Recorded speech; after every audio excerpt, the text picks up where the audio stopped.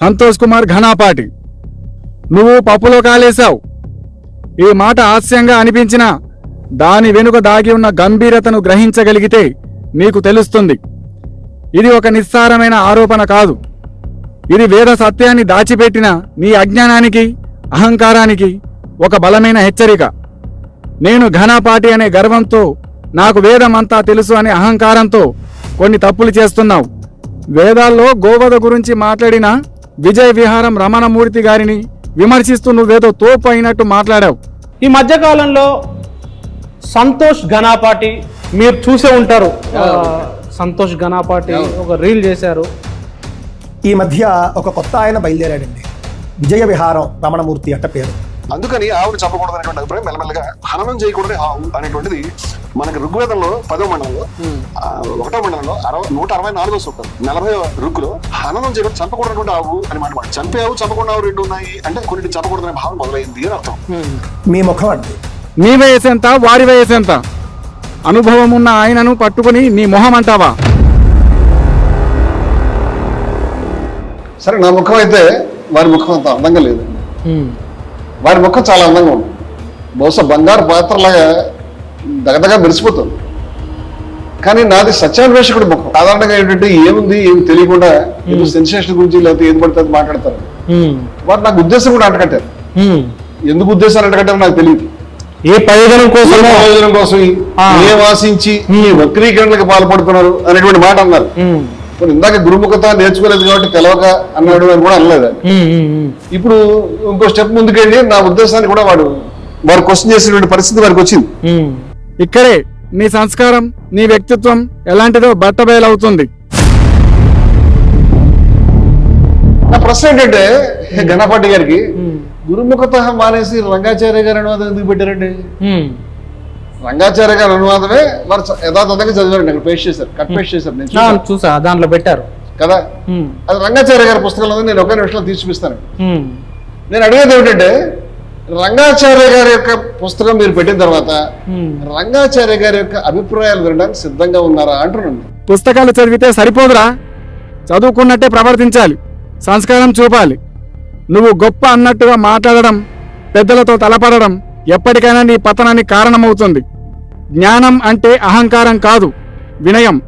నీలో అది లేకపోతే నీ జ్ఞానం నీకే శాపం అవుతుంది. ఘనపాటి గారు దాంట్లో అభిప్రాయాన్ని కట్ చేసి పెట్టారు. ఇప్పుడు నేను అడుగుతున్నాను, ఒక్కసారి వీరి అభిప్రాయాలు మనం తెలుసుకుందామండి. వారు ఏం చెప్తున్నారు చూడండి. 336 పేజీ అండి. ఆయన ఋగ్వేదంలో ఒక ఋగ్గు గురించి కామెంట్ చేస్తున్నారు. అగ్నే మేధస్సు ఘృతస్య అని చెప్పబడింది. మేధసహ అన్నది కొత్తగా వచ్చినది. మేధం అంటే మాంసంలో మెత్తటి భాగం అండి. మేధో రూపస్య హవిషః అన్నాడు శయనుడు. అదొక రూపముగా హవిస్సు అన్నాడు. హవిస్సు అంటే యజ్ఞంలో అర్పించేది. స్నిగ్ధస్య స్నిగ్ధ అంటే మెత్తదానికి మెత్తది అని అన్నాడు దయానందుడు. అది మాంసము అని కాదని కాని చెప్పలేదు. ఏలనగా వ్యాఖ్యానించిన కాలమునకు మాంసభక్షణము నీచముగా చూడబడినది. వ్యాఖ్యానించిన కాలానికి ఎప్పుడు? కానీ వేద కాలమున మాంసము నిషేధము కాదు. మాంసము తినుట తినకుండుట ఆచారము అలవాటు మీద ఆధారపడి ఉన్నది. ఆహారపు అలవాటును వర్ణములను భాషాదులను బట్టి ఒక సమాజపు ఉచ్చ నీచములను నిర్ణయించజాలము. మీరు అడిగారు తింటే తప్పేమిటి అని. పేజ్ నెంబర్ ఏంటండి? 336 337 ఋగ్వేద సంహిత నెంబర్ 1 పార్ట్ 1లో ఈ కాలమైన మాంసభక్షక జాతులే ఆధిపత్యం కలిగి ఉన్నటువంటి ఈ రోజుల్లో మానవ ప్రగతికి ఆహారపు అలవాటు ప్రధాన భూమిక నిర్వహించును అని చెప్పి, ఇది అయినను మాంసభక్షణం ఒకనాటి ఆచారము, దాన్ని కాదనలేము. రాముడు మాంసం ఆరగించినాడు. ఎవరు రాశారండి? రాశారు రంగాచార్య గారు. రామాయణం భారతం కూడా రాశారండి. రామాయణం రాశారు, ఇది రాశారు, ఉపనిషత్తులు రాశారు, చాలా పుస్తకాలు రాశారు. రామాయణం చాలా గొప్పగా రాశాడు ఆయన. రాముడి గురించి ఆయన అథారిటీతో మాట్లాడతారు, ఏం చిన్నవారు కాదు వారు. రాముడు మాంసమును ఆరగించినాడు, అది నాటి ఆచారము. అంత మాత్రమున రాముని అవతార పురుషుడు కాదని అనలేము. మేధ అనిన పారసికమును ఉదరము. పారసికం కూడా ఆర్య భాష అనే సంస్కృతానికి దగ్గర చాలా మంది తెలియదు. ఉదరము అంటే పొట్టలో ఉండేటువంటిది. ఇరాన్ వారు ఆర్యులు, ఆ దేశ భాషల పేరు ఆర్యన్. ఇరాన్ అంటే ఆర్యన్ అనే అర్థం. ఇవన్నీ వారు ఇక్కడ రాశారండి. ఇక్కడ ఒక చోటే కాదు, వారు ఇప్పటికే వారి వేద పుస్తకాలు పాటల కింద 4 వేదాలకి ఉన్నాయి. అనేక చోట్ల వారు రాశారు.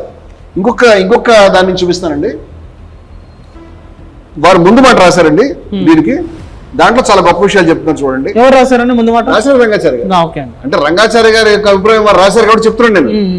యజ్ఞయాగాదుల్లో పశుహింస విధించబడింది అంటే చెయ్యాలి అని, పశుహింస చెయ్యాలి యజ్ఞయాగాల్లో అని చెప్తున్నారు రంగాచార్య గారు. అది ఉంది దాంట్లో అని. హయమేధం అంటే గుర్రాన్ని చంపడం, అజమేధం అంటే మేక. ఇలాంటి యజ్ఞాలు పాశ్చాత్య విద్వాంసులు వేదంలో మహత్తర విషయాలు వదిలి కేవలం యజ్ఞాలని పశుహింస ఆధారంగా వేదం ఆర్యుల ఆటవిక జీవనం నిశ్చయించారు. అయితే వీరేమన్నారంటే పాశ్చాత్యులు చేసిన దాన్ని పక్కన పెడదాం, వేదంలో ఇవి ఉన్నాయి, వీటిని చూసి కామెంట్ చేస్తారు. కానీ గొప్ప విషయాలు నేను నా ఉద్దేశం కూడా అది. వేదంలో వ్యవసాయం ఉంది, దాన్ని చూసి కామెంట్ చేస్తారు, కామెంట్ చేయాల్సిన అవసరం ఏం లేదు అని చెప్పారు. వేదం అంటే నాకు చాలా అభిమానం, దాంట్లో చాలా గొప్ప విషయాలు ఉన్నాయి. అయితే భారతీయులు వేదకాలంలో మాంసాహారులు, పేజ్ నెంబర్ ఏంటండి? ఇది 56, 57 2 పేజీల్లో వారు రాసిన శుక్ల యజుర్వేద సంహిత ముందు మాట్లాడి అనంతర కాలంలో వారు శాకాహార ప్రాశస్త్యం గుర్తించారు అని రాశారు. వేదకాలంలో సొంతానికి కాక సంఘానికి ఉపయోగపడినప్పుడు యజ్ఞంలో పశువత చేశారు. ఆయన ఎన్ని సాక్ష్యాలు చూపించారు, మరి దానికి ఇంతవరకు నువ్వు సమాధానం ఎందుకు చెప్పలేకపోయావు? అంటే ఒప్పుకున్నట్టే కదా. అయినా నువ్వు ఒప్పుకున్నా ఒప్పుకోకపోయినా దానికి విలువేముందిరా? కోన్కిస్క గొట్టంగాడివి నువ్వు. చివరికి వేదమాతయే శాశ్వత సాక్ష్యంగా నిలుస్తుంది. చతుర్వేదాలు సరిగ్గా చదివావా, లేక కేవలం ఋగ్వేదం ఒక్కటే చదివి పైకి గొప్ప మాటలు చెబుతున్నావా? నా అంత వాడు లేడని మిడిసిపడుతున్నావు. వేదకాలంలో గోవులను వధించలేదని అంటున్నావు. వేదాలు క్షుణ్ణంగా చదివిన పండితుడు ఎవరైనా సరే వేదకాలంలో గోవులను, అశ్వాలను, చివరికి నరులను కూడా బలి ఇచ్చేవారనే సత్యాన్ని ఒప్పుకోక తప్పదు. ఎందుకంటే ఎన్నో రుజువులు ఉన్నాయి. వేదాలకు భాష్యం రచించిన వారే కాక ఎందరో ఈ నిజాన్ని నిక్కచ్చిగా చెప్పారు.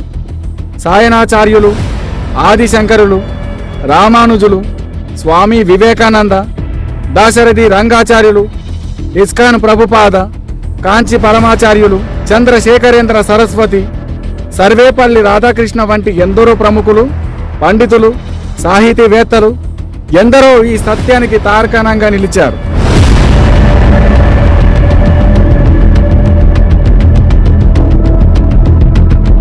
నువ్వు చదువుకున్నావు అని చెబుతున్న ఋగ్వేదంలోనే గోవధ గురించి ప్రస్తావించబడింది. మరి అది చదువుకునేటప్పుడు తమరు నిద్రపోతున్నారా, లేక ఆ క్లాసులకి అబ్సెంట్ అయ్యారా?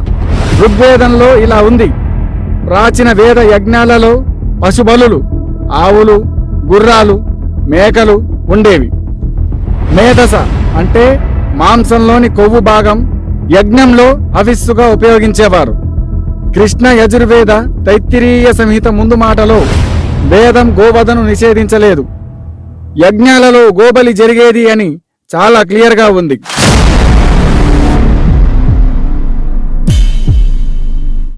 ఋగ్వేద ఆర్యులు ఎక్కువగా శాకాహారులు అయినా వర్ణభేదం లేకుండా అందరూ గోమాంసం, అశ్వమాంసం తిన్నారని రాశారు. యజ్ఞాలలో పశుబలి వాస్తవమని, ఋత్విజులు ఆ మాంసాన్ని ప్రసాదంగా తిన్నారని పేర్కొన్నారు. యూప స్తంభానికి పశువులను కట్టి వధించి వప అంతరంగాలు హవిస్సుగా వాడినట్టు వివరించారని చరిత్ర మనకు చెబుతుంది.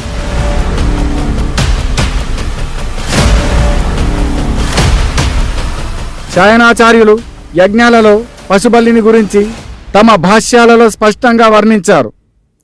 గురు పౌర్ణమి రోజు ప్రతి ఒక్కరూ పూజించే వేద విభజన చేసిన వేదవ్యాసుడే వేదం అనుమతించిన పశుబలి పాపం కాదన్నారు. ఇంకా ఘనాపాటీలు, గజిబిజి పాటీలైన మీరెంత?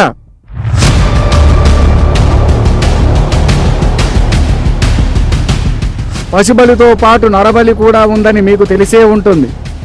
కారణం మనందరికీ తెలిసిన ఆజీగర్తుని కుమారుడైన సునిశేపుడి కథనే. ఇది కూడా నీకు తెలియదా? తెలిసినా పైకి ఏమీ తెలియనట్టు నటిస్తున్నావా? అప్పుడు పశుబలి ఉండేది, కానీ ప్రతి యజ్ఞానికి పశువులను బలివ్వడం వల్ల పశు సంపద తగ్గిపోతుందనే ఉద్దేశంతో పశుబలిని ఆపేశారు. అది సమాజ ఆర్థిక వ్యవస్థపై ప్రతికూల ప్రభావం చూపుతుంది. అందుకే మెల్లగా పశుబలి స్థానంలో అన్నం, పాయసం, పూర్ణాహుతులు వచ్చాయి. యజ్ఞాలలో పశువులను బలి ఇవ్వడం వల్ల ఆ పశువులకు ఉత్తమ జన్మ లభిస్తుందని, ఆ మాంసాన్ని బ్రాహ్మణులు అందరూ ప్రసాదంగా తినేవారని చెప్తున్నారు. ఇంకో విషయం, వాళ్ళందరూ కూడా ఇష్టంగా తినేవాళ్ళు కాదట, కేవలం ప్రసాదంగా భావించి తినేవారట. మనకి తినాలనిపించి పశువును చంపి తింటే ఒకటి, అలా కాకుండా యజ్ఞ విధిగా చేసిన కర్మ ఒకటి. ఇన్ని ఉదాహరణలు చూశాక పశుబలి, గోవధ ఉందనే విషయంలో క్లారిటీ వచ్చింది కదా. ఆ సమయంలో ఉంది, తర్వాత వద్దనుకుని మానేశారు.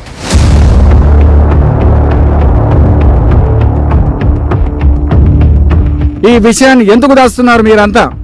అదేమీ తప్పు కాదు కదా. ఘనాపాటి, నీ తప్పేంటో తెలుసా? నువ్వు చదివిన వేద భాగాలను ముక్కలుగా వాడుకున్నావు. నీకు అనుకూలంగా ఉన్న చోట సత్యాన్ని చెప్పావు, నీకు ఇష్టం లేని చోట వేద సత్యాన్ని వక్రీకరించావు. వేదాల్లో ఏమి చెప్పారో ఉన్నది ఉన్నట్టుగా చెప్పండి. మీ ఆలోచనలను, మీ పైత్యాన్ని ఎందుకు వేదంపై రుద్దుతున్నారు?